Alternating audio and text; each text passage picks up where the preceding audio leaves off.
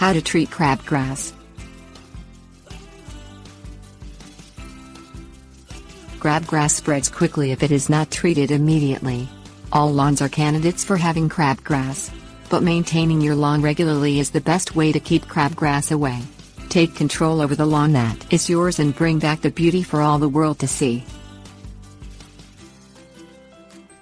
Things you will need: pre-emergent herbicide, grass seed, lawn fertilizer, rake, lawn mower.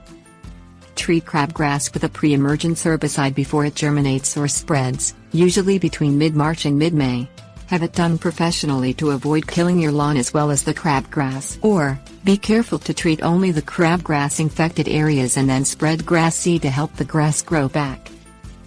Wet your lawn and then pull or rake out the crabgrass late in the fall after the weather has turned colder and your lawn is entering the dormant phase. This will slow the crabgrass from spreading in the spring when it will begin to grow and spread wildly. This will give you time to have your lawn treated properly in the spring before the crabgrass gets out of hand. Maintain your lawn when it is at its healthiest. Make sure to mow your lawn regularly. A lawn that is thick with grass, well watered and well fertilized will have less chance of growing crabgrass.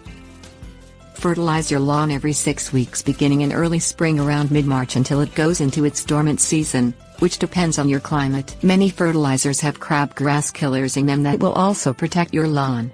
If you use these fertilizers regularly throughout your lawn's most active growing times, you should be able to keep the crabgrass under control.